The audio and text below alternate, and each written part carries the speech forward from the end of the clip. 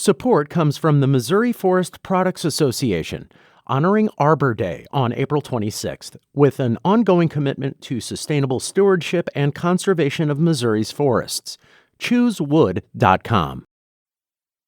From St. Louis Public Radio. This is St. Louis on the Air. I'm all for a power nap in the day if it's timed correctly and is the correct duration.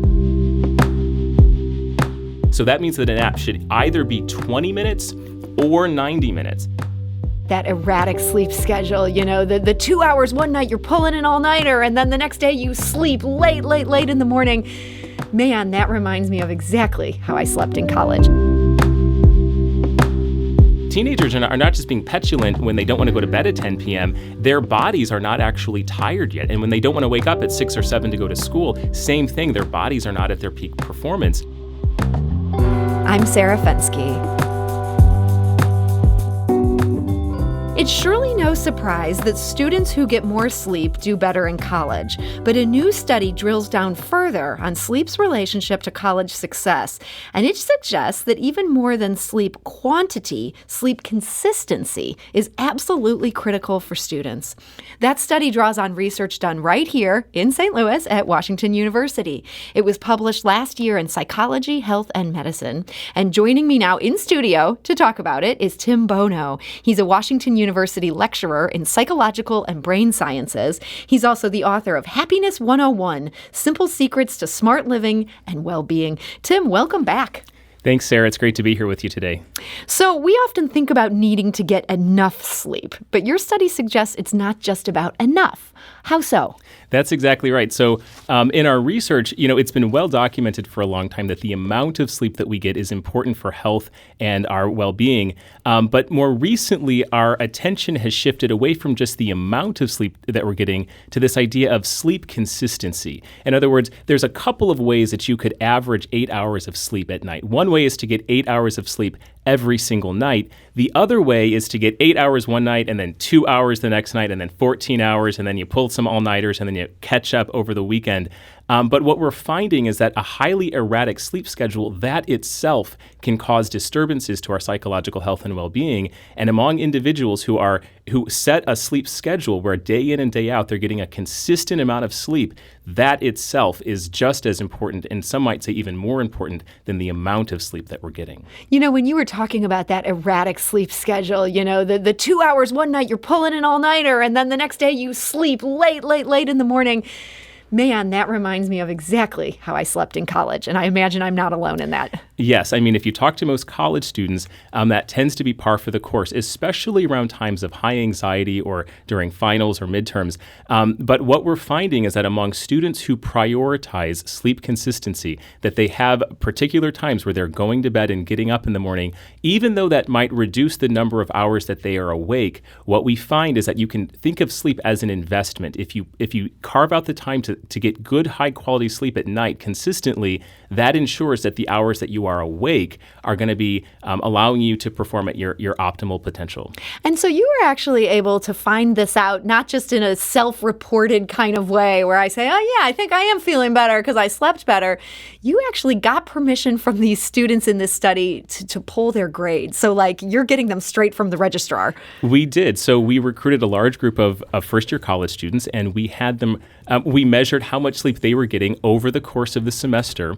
And again, we looked not only at how much sleep they were getting, but we also looked at the fluctuation in their sleep patterns. And what we found is that those students who had the most consistent patterns not only showed improvement in their academic performance, but also in their mental health. We know that was another outcome that was associated with it. Yes, and those students gave us permission to access their grades, and so we were able to track that as well. And sure enough, it's the students who made it a priority to get a consistent amount of sleep. They were the ones who showed the biggest gains in their academic performance and their mental health. So is it possible this is a correlation and not a causation? When I think of that sort of responsible college student who's managing to go to bed while the rest of us are partying, yeah, that's probably somebody who's going to succeed more. It's a great question, Sarah. Yeah, and that's always a question that comes up anytime you have data. Well, is it the case that the students who at baseline were happier and who were already performing well academically, that those were the students who just chose to structure their sleep schedule in a particular way. But what this study allows us to do, because of its longitudinal nature, we were able to track these students over time. And what you find is that even among the students who at baseline were struggling academically or were struggling with their mental health, even among those students who structured their sleep schedules to be consistent over the course of the semester, even those students saw significant gains in their happiness, reductions in stress, and improvements to their academic performance. So it sounds like there's some takeaways here that we should all be paying attention to. I have to ask, though, there are times where it's just not possible to maintain that consistent sleep schedule. If I pull an all-nighter, is it better to then try to force myself back on my schedule, even if it means less overall sleep? Really good question. Yeah. So if you have to choose one or the other, one thing that you might try to do in that situation is see if you can carve out time for a nap during the day that would allow you to catch a second wind in the afternoon so that you more easily can go to bed at a reasonable hour that evening and then wake up around a consistent time that next morning. So I'm all for a power nap in the day if it's timed correctly and is the correct duration. Tim, I always love having you on this show. And who is going to give us a recommendation to take a nap? This is like, I think everybody listening to this is like, I like this. But the idea is if you take that nap, then you don't have to crash out the next day until 11 a.m., 12 p.m., kind of college student wake-up times. Right, because if you do that, then that can affect your circadian rhythm, and that can be problematic in preventing you from getting back on track to that sleep consistency. Yeah, so just a quick note about a power nap, because a lot of people say, well, when I wake up from a nap, I actually feel worse than when I lay down from the nap. There's a good chance that nap was too long. We know that when we sleep, we cycle between phases of fast wave sleep and slow wave sleep.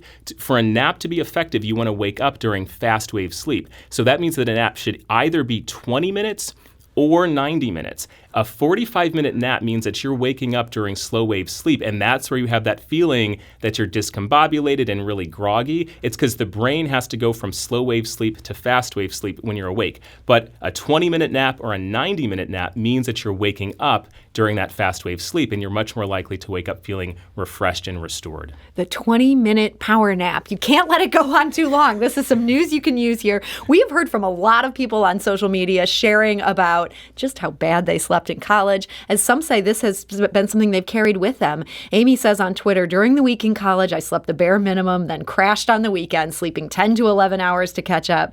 A person on Twitter who goes by Wake Up, this is kind of a timely name here, says, those habits are still with me despite college being 20 years ago. I've only recently begun to attempt to get better sleep. Alzheimer's scares the crap out of me. So it's good to know that Wake Up understands that he or she has to pull this together. Do you feel like that these kind of habits, if we get too deep into them in college, it's just hard to break? Absolutely. It's like any other habit. It's kind of like almost like playing the piano or learning a language. The way you get better at those things is by practicing them. And if we can prioritize going to bed and waking up at a particular at the same time day in and day out, that is a habit then will carry us through, especially those difficult things. And I'll add to Wake Up's comment about Alzheimer's. That's a reason why it's so important to prioritize healthy sleep, because if we don't get proper sleep, that can lead to the accumulation of amyloid plaques, which over time can increase the likelihood of developing something like Alzheimer's disease in later age.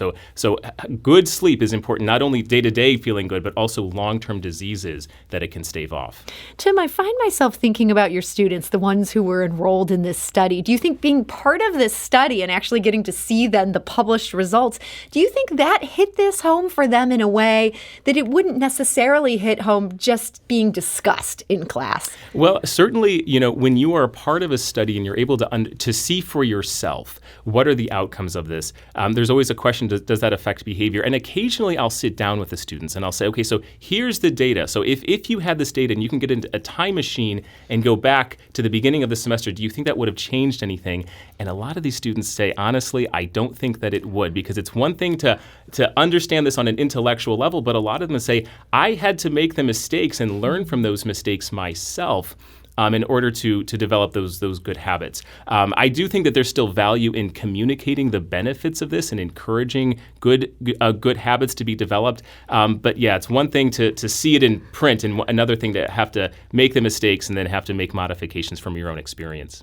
So something else that's coming up on social media from our listeners, people talking about just how early start times are for kids that are even younger than college. This is a big issue. Madeline tweeted that when she was in school, start time was 7:45 a.m. with the expectation of being in class by 7:30 a.m. usually. The earlier start time was hard on most of us, but most of my friends and classmates at least somewhat adapted. I had to have my mom basically guide me through all functions and do a lot for me. I struggled with staying awake and paying attention in first through third period classes. Carissa added a 7:20 a.m. start time in high school at the St. Louis Public Schools. That seems wrong. That's wrong, I think, for anybody, but especially for teenagers. We know that there is a shift in the circadian rhythm that occurs during puberty, such that the body's natural desire to wake up and fall asleep goes back a couple of hours. So teenagers are not just being petulant when they don't want to go to bed at 10 p.m. Their bodies are not actually tired yet. And when they don't want to wake up at 6 or 7 to go to school, same thing. Their bodies are not at their peak performance.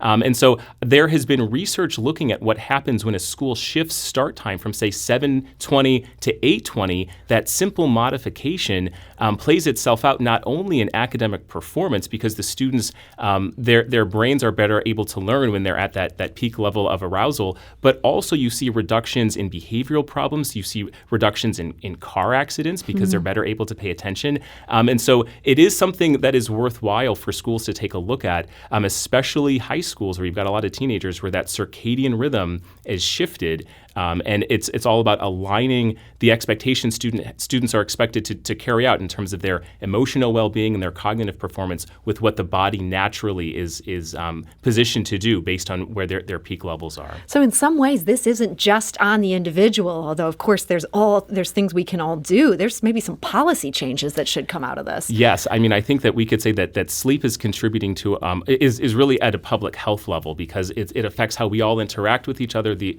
work we're able to carry out, and even performance on the road or performance more generally in society. You know what? I'm going to squeeze in a phone call. We have a phone caller who is making a point that I think ties nicely into this. This is Patrick calling from Glen Carbon, Illinois. Patrick, hi. You're on St. Louis on the Air. How you doing? Thank you for taking my call. My sister-in-law is a surgeon, and she works up at the Mayo Clinic, and I've seen her do these insane, 24, 30, 35-hour shifts straight through. And like doctors in the emergency room, they do these incredibly long shifts. And if the medical community knows about these sleep patterns and the benefits of proper sleep, why do they still do these long shifts? Patrick, I think that's a great question. How do they justify requiring these kind of schedules, knowing what we know from their own research? Yeah, it's a really important question, Patrick, and I can't comment on or tell a hospital what to do. But what we know from the brain science of sleep is that the longer we are up, that can compromise our ability for mental acuity and making these life and death decisions. And so I think it's something, that the medical community is looking at. I know that they are concerned about burnout. But yeah, when you look at things like when people are most likely to make mistakes in their personal or professional lives, it often corresponds with those dips in circadian rhythm, or when their mental faculties are at a lower capacity, which is typically related to a reduction in how much sleep they've been getting. So these sleep schedules and the importance of them, this is not just for undergrads. This is something I know medical students are forced onto schedules that don't allow them to do this. People out there doing important things to try to make us well. I'd love to see this research really take off. Tim, I'm sure that's true of you as well. It is. When you look at the brain science of sleep, there's a lot of benefits that we get from that. Well, Tim Bono, I want to thank you so much for joining us today. It's been my pleasure, Sarah.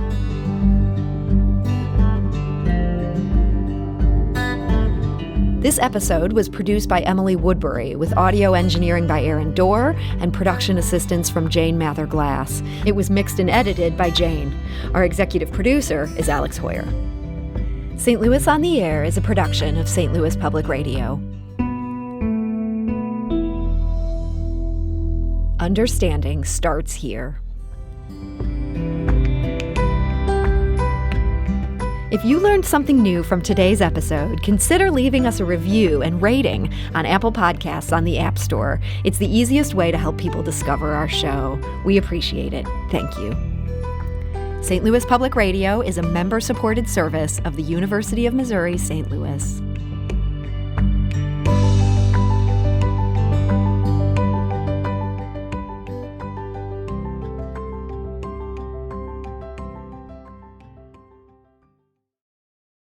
Support comes from the Missouri Forest Products Association, honoring Arbor Day on April 26th, with an ongoing commitment to sustainable stewardship and conservation of Missouri's forests.